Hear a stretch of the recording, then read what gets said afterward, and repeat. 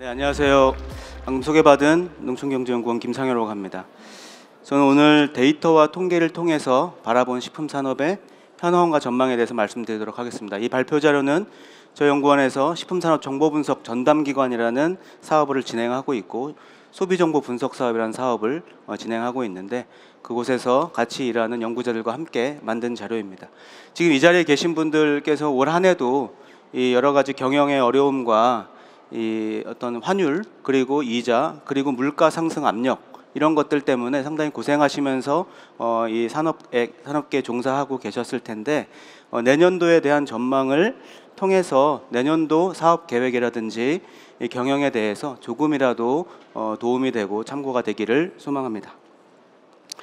네, 순서는 환경 변화와 전망 그리고 비용, 경영 이슈, 세 번째는 업종별 현황, 네 번째는 유통, 다섯 번째는 수출 변화, 여섯 번째는 식품업계 관리자들이 생각하는 시장 전망과 정책 대응 방향에 대해서 말씀드리도록 하겠습니다. 이번 식품회식 전망에서는 작년에 같은 경우에는 사회학적인 어떤 연사도 계셨고 여러 가지 그런 인사이트들을 얻을 수 있는 기회들이 많이 있었는데 이번 식품 전망에서는 그런 경우가 없는 것 같아서 저도 그동안 생각했던 인구 사회적인 부분에 대해서 조금 더 시간을 할애해서 말씀드리도록 하겠습니다. 우리나라 식품 산업을 둘러싸고 있는 여러 가지 환경 변화 중에서도 가장 큰 환경 변화는 인구 사회 변화라고 생각합니다. 우리나라는 가장 이 인구의 감소가 빠르게 진행되고 있는 상황이고 이것이 사실상 식품 전망에 있어서는 상당히 중요한 키워드가 되겠습니다. 일할 사람들이 부족해지고 그리고 먹을 사람도 부족해지기 때문에 총 수요와 노동 공급이 부족해질 것이다라는 전망이 있습니다. 우리나라 같은 경우에 출산율은 아시다시피 세계적으로 압도적으로 꼴찌입니다. 지금 보시다시피 2024년 상반기 합계 출산율 0.6대로 떨어졌고 0.6이라고 지금 알려져 있습니다. 식품의 수요와 관련해서 상당히 중요한 부분이기 때문에 제가 조금 더 시간을 내서 말씀드리겠습니다. 0.6이라고 하는 합계 출산율은 어느 정도 수치인지 한 번씩 생각해 보셨을 거라고 생각합니다. 간단하게 말씀드리면 남자 100명과 여자 100명이 있어서 전부 다 결혼을 한다고 가정을 해서 100커플이 나옵니다. 그러면 아이가 60명이 태어난다는 의미이고 그중에 남자가 30명, 여자가 30명입니다. 그 둘이 30, 30이 또 다 100% 결혼을 해가지고 아이를 낳을 때 18명이 태어나고 남자 9명, 여자 9명이 된다는 의미입니다. 그렇게 될 경우에 100명, 100명이 9명, 9명까지 되기까지 두 세대, 60년입니다. 60년 사이에 100명이 9명으로 되는 물론 결혼의 정년기에 있는 사람들의 부분 집합만 해당되는 것이겠지만 상당히 중요한 이 시사점을 가지고 있는 숫자라고 생각을 합니다. 식품업계에서는 수요가 감소할 것에 대해서는 분명히 대응을 하셔야 될 것이라고 생각합니다. 작년에도 제가 말씀드렸지만 명목적인 매출액이 올라간다고 해서 이 시장이 팽창하고 확대되는 것은 아니다라는 부분은 분명하게 인식을 하고 계셔야 된다고 생각합니다. 우리나라 전체 총 인구가 작년 전망할 때만 해도 2070년도에 3,800만 명이었는데 올해 전망에 2072년 3,600만 명, 200만 명 또 줄었습니다. 계속해서 인구 전망은 좋지가 않은 상황이고요. 고령화는 세계에서 가장 빠른 속도로 고령화되고 있는 상황입니다. 작년에 46.3%까지 될 거다라고 했는데 47.7%로 수정 전망됐습니다.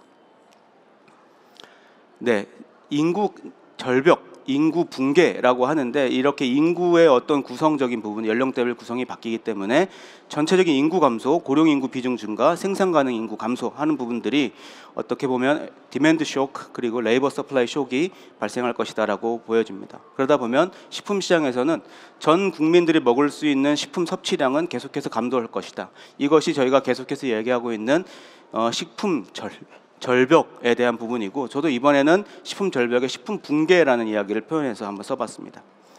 네, 그래서 우리나라 여러 가지 시나리오별로 국가 전체 에너지 섭취량은 급격하게 떨어질 것이다. 공급량이 더 많아질 것이다라는 생각을 할 수밖에 없고 이렇기 때문에 공급 사이드에서는 충분히 이러한 상황에 대해서 대비를 하셔야 된다라고 말씀드립니다. 1인 가구 시대도 750만 시대 아주 중요한 사회적 변화가 되었습니다. 우리나라 750만 가구가 1인 가구가 될 것이 2천만 가구 중에 30%가 넘어갑니다. 다음으로 가장 또 중요한 특징이었던 것이 물가입니다. 장바구니 물가 때문에 사실은 식품업계에서도 물가를 올릴 수밖에 없는 여러 가지 물가 상승 압력 비용 상승 압력이 있었음에도 불구하고 사회적인 여러 이 이슈들이 있기 때문에 물가를 올리기도 어렵고, 그런데 이 물가라고 하는 것이 정말 중요한 것은 소비자들의 행동에 상당한 영향을 미치기 때문입니다. 아까도 말씀드렸다시피 3고라고 하는 부분, 환율, 이자율, 물가, 이 세 가지가 높은 것이 소비자 입장에서는 처분 가능 소득에서 이자를 빼고 나면 진짜 처분 가능 소득이 나오고, 그것을 물가로 나누는 것이 실질적인 구매력이 되는데, 물가가 너무 올라가다 보니까 실질적 구매력은 떨어지게 됩니다. 그렇게 되면 식생활에서는 다른 것은 못 줄입니다. 식생활 줄이게 되는 것이 일반적인 패턴이 됩니다. 왜냐하면 다른 것은 있거나 없거나 0 아니면 1의 선택이 되지만, 식생활은 조금 줄일 수 있다라는 생각, 연속적인 변화를 줄 수 있다라고 생각하기 때문에 물가가 올라가면 많이 줄이게 됩니다. 그렇기 때문에 일단 많이 줄여놓고 보고 여기서 어떤 선택을 할 것이냐 했을 때 극단에서 하게 되는 선택을 하는 것이 많이 관찰이 되고 있습니다. 한번 먹을 때 큰 돈을 써서 고급적으로 먹고 나서 그 다음 먹을 때는 싸게 먹는 이 양극화된 이 소비 행태가 발견되는 것이 이 물가의 영향이라고 저는 생각을 합니다.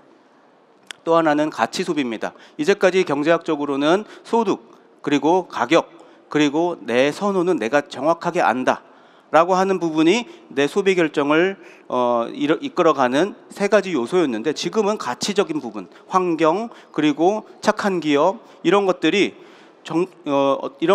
내 소비에 있어서 정말 중요한 영향을 미치는 시대가 되었습니다. 가치적인 소비, 윤리적 소비라고도 했지만 지금은 좀 더 포괄적으로 가치 소비라고 합니다. 인구 사회적인 변화 부분을 말씀드렸고, 지금 경제적인 부분에 대해서 좀 말씀드리도록 하겠습니다. 우리나라 2024년은 2.5% 성장했습니다. 이것도 많이 상향 조정된 부분이어서 2.2였는데 2.5가 됐고요. 2025년은 2.2% 성장할 것이라고 OECD, IMF에서 전망을 하고 있습니다. 실제로 많이 증가하는 것은, 성장률이 높은 것은 아니고, 우리나라 계속해서 소득의 성장률이 그렇게 크게 빨라지지는 않기 때문에, 물가 올라가고 하기 때문에 실질적으로 소비자들의 구매력은 떨어질 수 있다라는 부분은 반드시 고려를 해야 합니다. 여기에서는 0.1%가 큰 겁니다. 0.1%가 구매력에 아주 중요한 영향을 미치기 때문에 이런 작은 수치들을 면밀하게 모니터링하는 부분이 식품업계에서는 중요하다고 생각을 합니다. 물가, 우리나라 내년도 물가는 2% 정도 올라갈 것으로 보기 때문에 물가적인 부분에 있어서는 안정화 단계에 들어설 것이다, 이렇게 보고 있습니다. 소비자 물가 같은 경우 보시면은 지금 2019년대 보시면 상당히 낮았고 완만하게 올라가던 것이 급격하게 올라가서 지금은 거의 뉴 노멀이 됐습니다. 이렇게 높은 물가에 소비자들 적응해버렸고요. 이런 상황이라면 소비자들의 소비 여력은, 그리고 소비력은 사실상 떨어진 상태에서 지금 고정되고 있다라고 보셔야 될 것입니다. 상당히 많이 변화한 것이고요. 역대적으로 봤을 때 이렇게 급격하게 소비자 물가가 올라서 유지되고 있는 건 떨어지진 않습니다. 우리나라 물가 특성상 물가가 떨어지지 않습니다. 여기서 보시면 또 2019년, 20년도에 여기 완만하게 증가하던 속도보다 지금 확 올라간 상황에서 기울기를 보시면 미묘한 기울기 차이가 있습니다. 이것을 눈여겨보실 필요가 있는데, 이 기울기가 과거보다도 훨씬 높은 수준임에도 불구하고 기울기도 완만하게 올라갔다, 기울기도 변했다라는 부분, 이러한 부분은 우리나라에서 물가, 소비자들이 직면하는 물가에 있어서 저는 구조적 변화라고 생각을 합니다. 네, 또 하나의 경제 여건 변화는 환율. 트럼프 2기 행정부 집권된 이후에 강달러 기조 강화되고 있습니다. 그래서 달러 환율이 상당히 올라갔고, 달러 인덱스, 종합적인 달러의 힘을 나타내는 달러 인덱스도 급격하게 올라가고 있는 상황입니다. 오늘도 1390원이 넘는 환율을 확인했습니다. 환율 전망을 해보면 원래는 1330원, 1300원대로 전망을 했었는데, 이것은 다 트럼프가 당선되기 전에 12개 이 금융기관에서 전망한 것입니다. 그것들을 가지고 저희는 평균값을 가지고 도출한 것인데, 트럼프 당선되고 나서 환율이 거의 50원 정도가 거의 스트럭처럴 체인지가 발생했어요. 확 올라갔습니다. 그래서 그것을 적용해서 환율이 이렇게 움직일 것이다라고 전망한 부분이 되겠습니다. 1300원은 넘어가는 상태에서 환율이 움직일 것이다라고 판단을 합니다.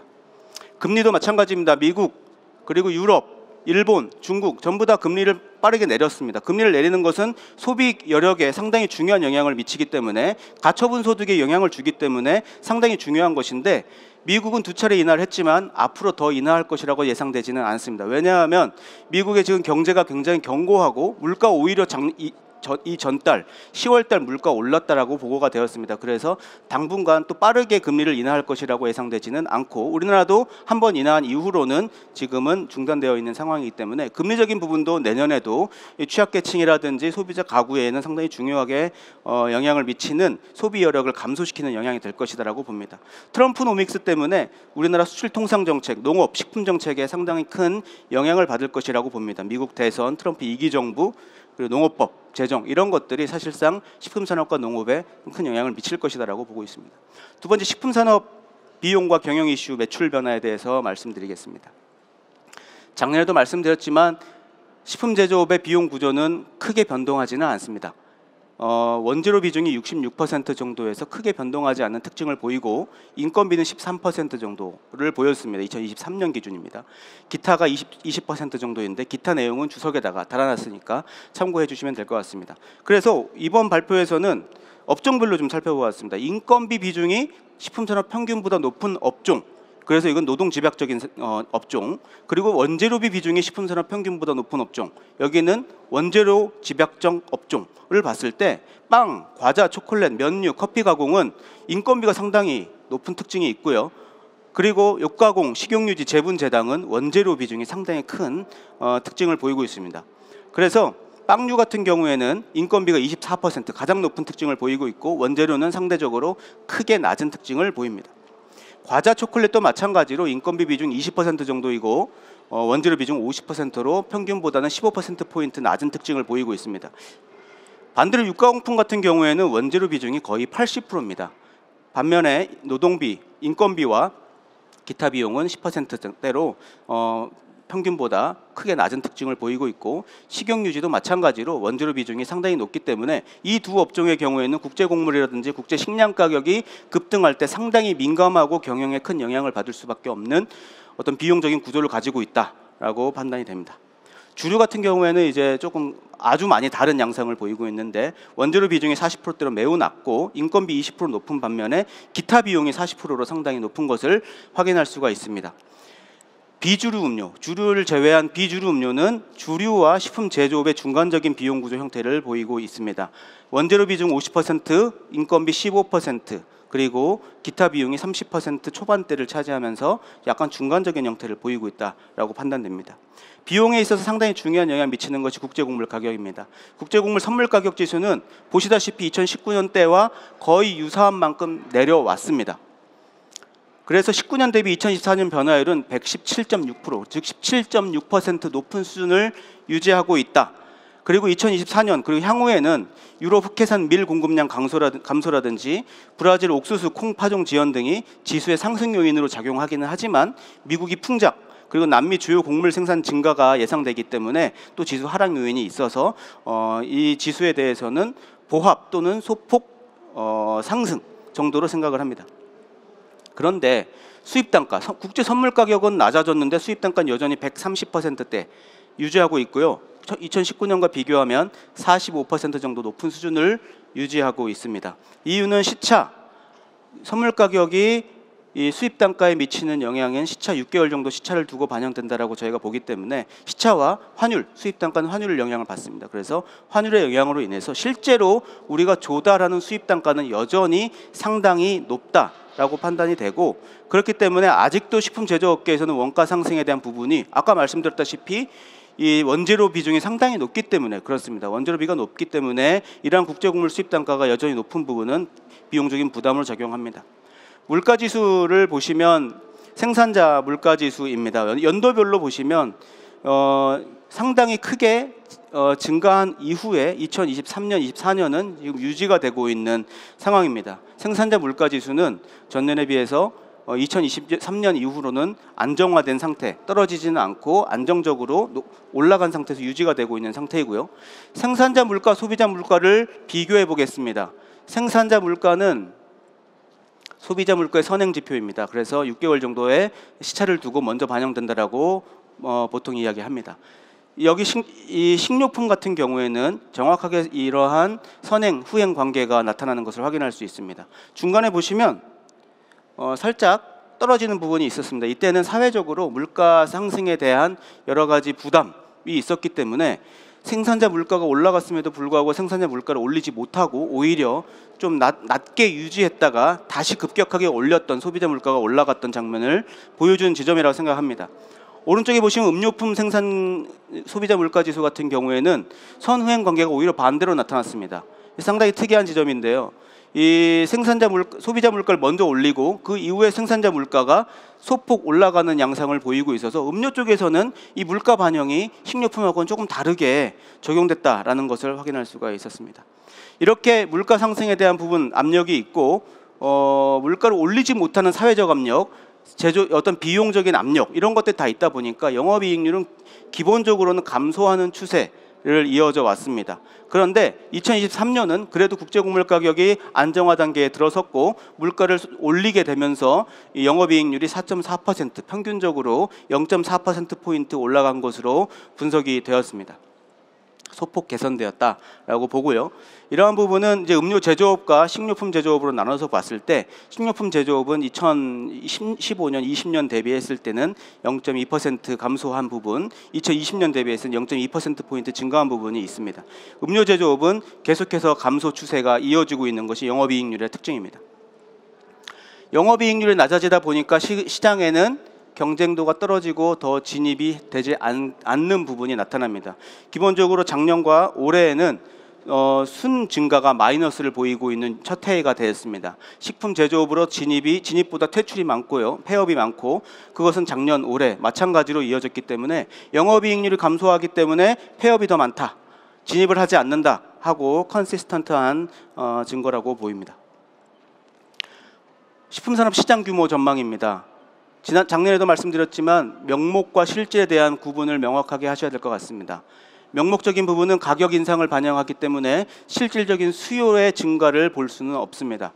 실질적인 수요 증가를 보시기 위해서는 실질 GDP를 보셔야 되는데 작년에 2023년도 실질 GDP가 감소할 것이다라고 전망을 했고 실제로 실질 GDP는 감소한 것으로 나타났습니다. 2024년에는 2023년보다는 실질 GDP도 올라갈 것으로 보이기 때문에 조금은 어떤 고통의 터널에서 조금 나온 것이라고 판단이 됩니다. 그래서 실질 GDP 올해도 소폭 올랐고 내년에도 소폭 올라갈 것이라고 전망을 합니다. 이것에 근거해서 매출액 전망을 한번 살펴보면 이 매출액 전망하는 부분이 사실 이 정부 정책 담당자들도 그렇고 저희 연구기관에서도 그렇고 상당히 어려운 부분입니다.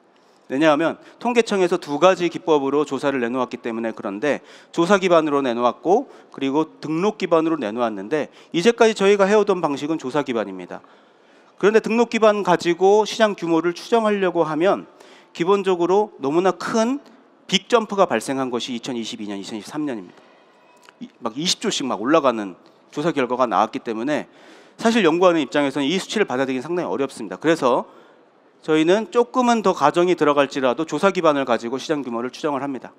그래서 그 기준으로 봤을 때 2024년도에는 160조 원까지 이 시장이 매출액 규모가 전망이 되고 있습니다.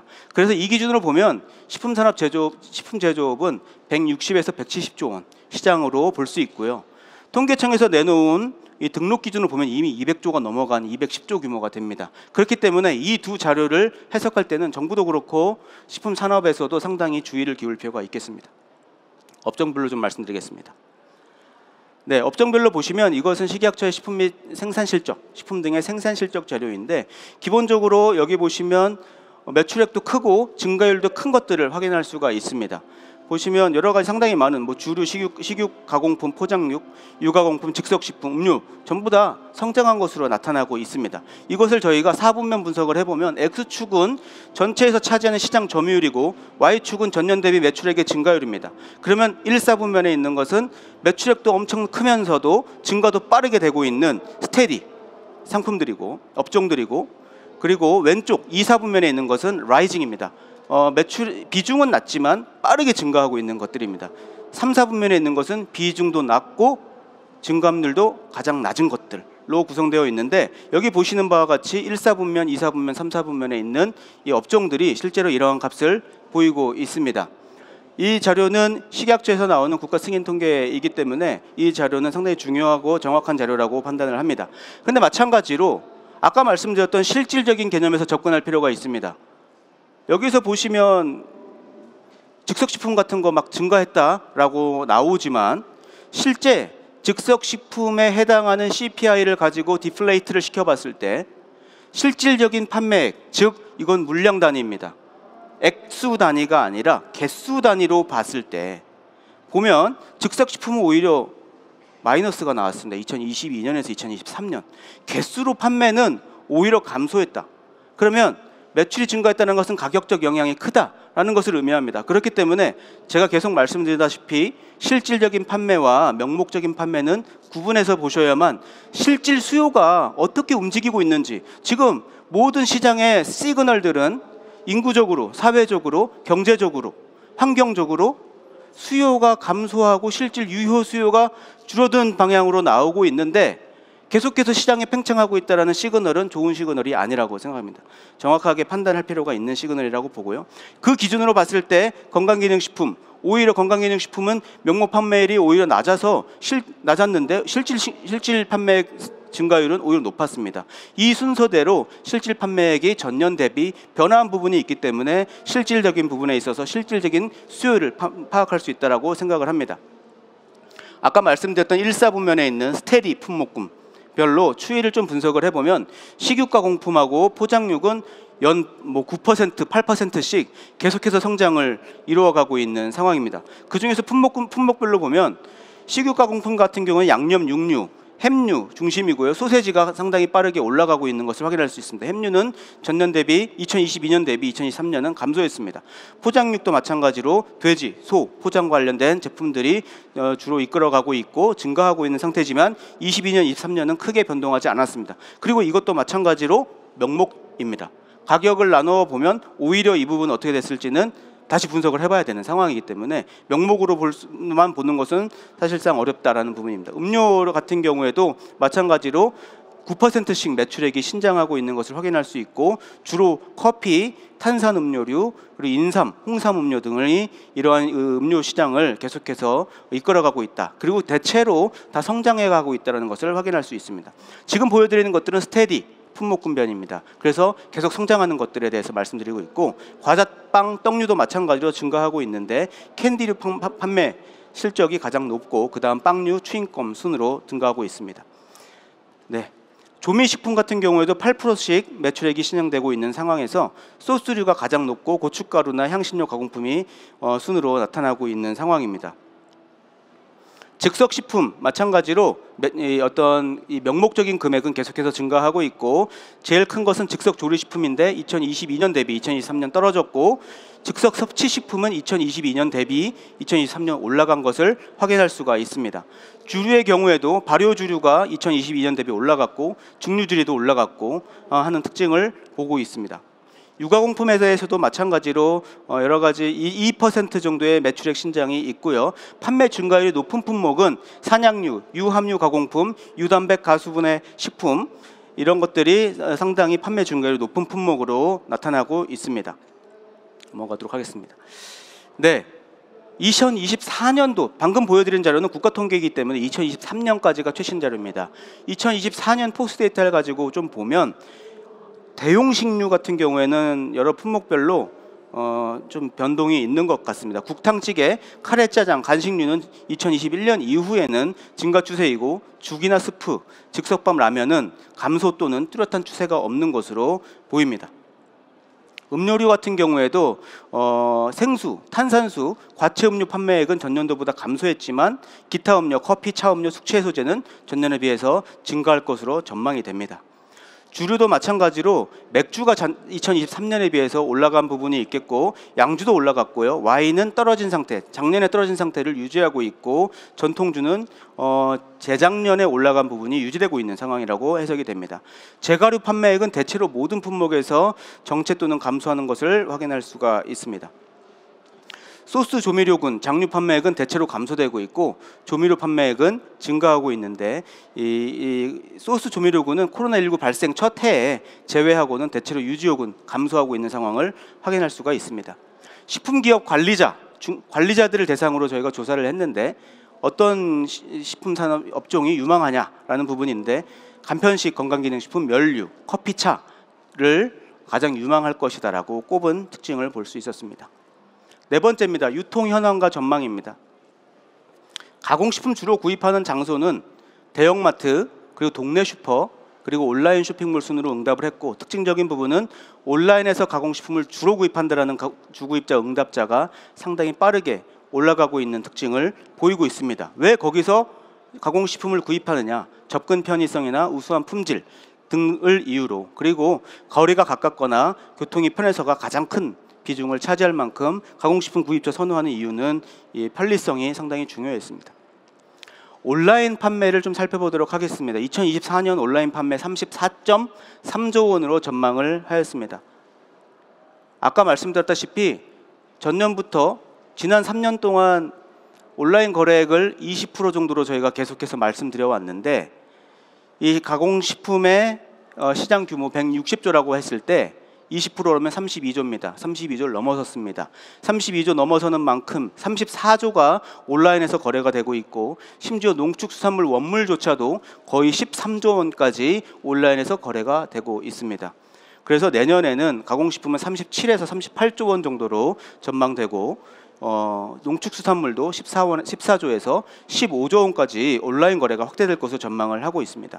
한 분기에 거의 9조 10조가 거래되는 것이 가공식품 온라인 거래가 되겠고, 대부분 쿠팡이나 이런 종합 쇼핑몰에서 거래되고 있는 것을 확인할 수가 있습니다.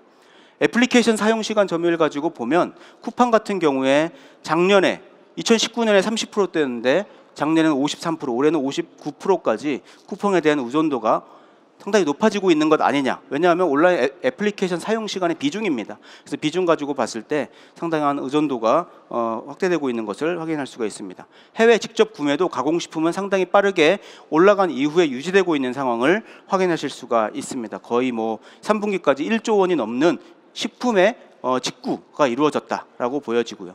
오프라인 채널을 좀 보도록 하겠습니다. 오프라인 같은 경우에는 대형마트부터 먼저 보면, 대형마트는 전 품목, 거기서 파는 모든 품목의 매출 지수는 하락했습니다. 하지만 식품의 경우에는 상승했긴 했지만 2018년 대비 2024년은 7에서 8% 정도 높은 수준이어서 거의 자연적 성장률의 수준 정도이다라고 봅니다. 백화점 같은 경우에는 오히려 전품목 매출 지수는 2018년 대비 30% 이상 증가했지만 식품 증가율은 15% 정도, 절반 정도밖에 증가하지 않아서 백화점에서는 식품이 증가하는 것이 전품목 대비 높지 않다라는 특징이 있었습니다. 중소형 슈퍼마켓, 대기업이 운영하는 중소형 슈퍼마켓 SSM 같은 경우에는 매출 지수 전품목은 하락하지만 가공식품은 증가하고 있고요. 편의점 같은 경우는 거의 가공식품 매출액 지수가 50% 가까이 증가한 것을 확인할 수가 있습니다. 국가에서 내놓은 승인 통계이기 때문에 지수를 저희가 지수화시켰기 때문에 이러한 변화에 대해서는 참고할 만한 자료라고 생각을 합니다. 다음으로 수출입니다.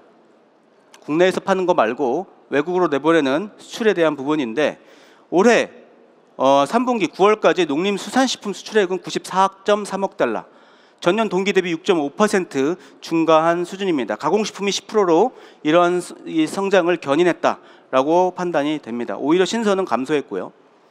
그리고 월별로도 좀 살펴보면 수출액은 계속해서 증가하고 있습니다. 월별로 수출 증가액이 거의 모든 달에서 가장 하이 레코드를 찍고 있다라고 보시면 될 것 같고요. 이런 월별을 이거 조업일수마다 좀 다르지 않겠냐 해서 조업일수 일수로 나눠가지고 일별 수출액을 살펴보아도 마찬가지입니다. 일별 수출액도 계속해서 증가하고 있고 역대 최대 일별 수출액을 기록하고 있는 상황입니다. 그래서 올해 수출은 정부 목표는 130억 달러입니다. 정부 목표는 135억 달러고요. 농림수산식품만 가지고는 100억 달러 목표인데 저희가 지금 전망한 바로는 97.6억 달러까지는 될 것 같다. 그렇지만 11월부터 시작된 고환율 영향이 있기 때문에 이런 환율에 대한 부분이 수출로 반영이 될 경우에는 모르겠습니다. 12월까지 100억 달러까지 가능하지도 않을까 하는 생각을 좀 해보겠고요. 네, 그리고 농림수산식품 전체로 봤을 때는 130억 불까지는 되지 않겠냐라고 판단을 합니다. 수출 상위 품목을 좀 살펴보면 대체로는 라면, 김, 참치 이런 제품들이 계속해서 수출 상위 품목을 유지하고 있는데, 이 상위 품목이 집중도 CR5나 CR10 같은 걸 해보면 기본적으로는 크게 확대되고 있습니다. 그러니까 이것은 기존 시장으로 기존의 상품에 대한 수출 확대, 수출가 집중도가 확대되고 있다라는 것을 보여주고 있습니다. 전년 동기, 그러니까 올해는 9월까지밖에 자료가 없으니까 2023년 3분기까지, 2024년 3분기까지를 좀 살펴보면 수출액 상위 1위부터 10위 같은 경우에는 김, 라면, 음료, 참치 이런 것들이 전년 동기 30% 이상 크게 증가했고요. 비스킷, 아이스크림, 소주 이런 것들은 수출액이 상당히 높고 조제분유라든지 인스턴트면의 수출액이 크게 증가하고 있습니다. 그리고 굴이나 어류 제품은 수출이 전년 동기 대비 감소한 특징을 보이고 있습니다. 네. 이것도 마찬가지로 수출액 비중과 수출액 증감률을 가지고 4분면 분석을 해보았는데 이걸 이렇게 보면 1, 4분면에 있는 것들, 2, 4분면, 3, 4분면에 있는 것들은 각각의 특징이 있기 때문에 수출에 있어서 어떤 것들이 가장 큰 비중을 차지하면서도 빠르게 성장하고 있거나 이런 것들, 김이나 라면이 그렇고요. 곡류조 제품 같은 경우에는 비중이 크진 않지만 빠르게 증가했다라는 것을 확인할 수 있습니다. 그래서 곡류조 제품 말씀드리면 쌀 가공식품 수출이 확대되고 있고 냉동김밥 등등의 이 쌀 가공식품이 확대되고 있어서 올해 정부 목표가 2026년까지인가 아마 4억 달러 목표인데 올해 3억 달러까지는 달성하지 않을까라는 판단을 하고 있습니다. 쌀 가공식품 중에 쌀 수출액 상위 품목은 가공밥, 떡류, 전통주, 쌀음료 순으로 나타났습니다. 일본과 어떤 나라로 그럼 나가고 있느냐? 일본과 중국으로 수출 집중도는 약화되고 있지만 미국 비중은 점진적으로 상승하고 있어서 아까 말씀드렸다시피 트럼프노믹스가 되면서 뭐 관세에 대한 이야기라든지 FTA 재협상 이런 얘기가 계속해서 나오고 있기 때문에 내년도에 사업을 계획을 하고 하는 구상의 관점에서는 상당히 어떤 수출에 대한 부분을 다각화하는 부분들을 상당히 고려할 필요가 있겠다라는 생각을 해보게 됩니다. 수출액 기준 상위 30개 품목에 대해서 그럼 어느 나라로 가느냐? 아까 말씀드렸던 것은 어떤 품목이 잘 나가냐? 그 다음은 어떤 나라로 잘 나가냐? 지금 그걸 조합한 겁니다. 어떤 품목이 어떤 나라로 잘 나가냐에 대한 부분이고 각각에 대해서 이 표는 CR2와 CR5를 계산했습니다. 즉 이 품목에 대해서는 특정 상위 2개국에 대한 집중도가 얼마나 되느냐 상당히 중요하고 정책적으로 상당히 중요하다고 판단을 하고 산업적인 관점에서도 이 나라들이 주로 공략해야 되는 나라겠구나 아니면 그 이외의 나라들이 불가능한 나라들이 아니라면 여기도 공략할 수 있겠구나라는 부분들을 생각해 볼 지점들이라고 생각을 합니다. 제가 시간을 많이 써서요. 이 부분은 추후에 자료를 제공하도록 하겠습니다. 네. 전년 동기 대비 주요 수출 품목에 대한 수출국도 정리를 해놓았기 때문에 일단 전년 동기에서 어떤 수출 품목이 주요 수출국으로 어떻게 얼마만큼의 수출이 증가했는지는 참고해 보시면 좋을 것 같습니다. 향후 수출 전망에 대해서는 증가할 것이라는 업계의 전망이 많이 있었습니다. 2025년 수출이 증가할 것이 예상되는 기업은 50%로 나타났기 때문에 감소할 거다라고 응답한 기업보다는 확실히 큰 것으로 나타났고 전년도보다도 훨씬 긍정적으로 전망했다라고 판단이 됩니다. 발굴 노력을 하고 있는 새로운 신규 시장 개척하려고 하는 국가는 보시다시피 미국, 베트남, 인도네시아, 말레이시아, 싱가포르, 태국 등으로 응답을 했습니다. 기존 수출 시장에 대해서는 어떠한 제품에 대해서 판매 촉진 노력을 하고 있는지 그리고 어떤 노력을 기울이고 있는지에 대해서도 전문가들 대상으로 조사를 한 부분이기 때문에 뭐 과자류라든지 커피 및 차류, 간편식, 면류 이런 것들 중심으로 늘리려고 하는 노력을 하고 있다 정도로 파악해 주시면 되겠습니다. 식품업계 관리자들이 생각하는 25년 시장 전망과 정책 대응 방향입니다.